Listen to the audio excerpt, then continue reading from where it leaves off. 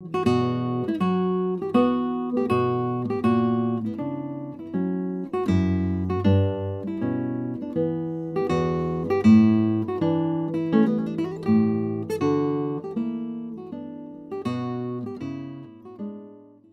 Joseph a été proclamé patron de l'Église universelle en 1870, il y a 150 ans. Pour marquer cet anniversaire, le pape François a décidé qu'une année spéciale lui serait consacrée jusqu'au 8 décembre prochain. Et le pape nous présente cette année Saint Joseph dans une lettre apostolique intitulée Patris Corde, avec un cœur de père. Chers amis, chers frères et sœurs, en ce mois de mars, marqué par la solennité de Saint Joseph, j'aimerais retenir de cette lettre 3 appels que le pape François nous adresse pour vivre à l'école de Saint Joseph, tout simplement. Un appel à l'humilité tout d'abord. Le pape dit, Saint Joseph nous rappelle que tous ceux qui apparemment sont cachés ou en deuxième ligne jouent un rôle inégalé dans l'histoire du salut.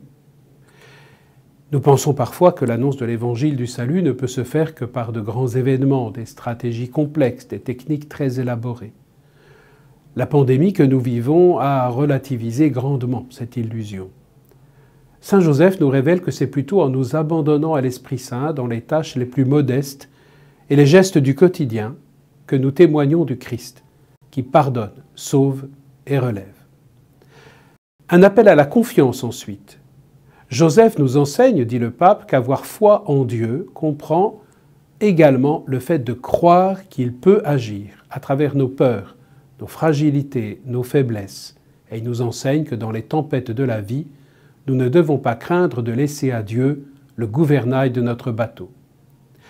Oui, chers amis, alors que la peur et le doute étreignent beaucoup de nos contemporains et troublent parfois nos propres cœurs, nous sommes invités à faire toute la place au Christ en nos vies, comme Saint Joseph, afin d'attester qu'avec le Seigneur, aucun chemin n'est sans issue et qu'il est là, vivant au milieu de nous. Un appel à l'engagement au service des frères et sœurs plus fragiles, enfin. L'accueil de Joseph, nous dit le pape, nous invite à accueillir les autres, sans exclusion, tels qu'ils sont, avec une prédilection pour les faibles, parce que Dieu choisit ce qui est faible. Nombreuses sont les victimes des conséquences de la pandémie, les malades, les personnes âgées, isolées en EHPAD ou chez elles, ceux qui craignent pour leurs emplois, les jeunes fragilisés, les migrants. Saint Joseph nous provoque personnellement et en Église à poser des choix de vie solidaires et fraternels.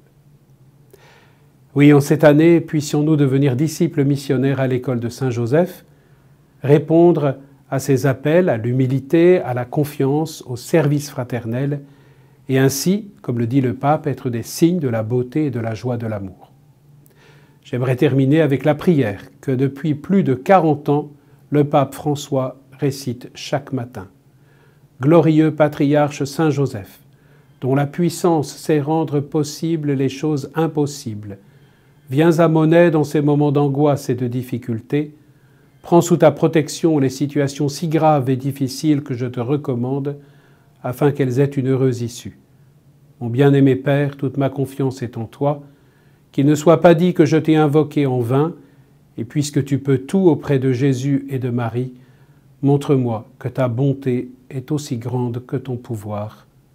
Amen.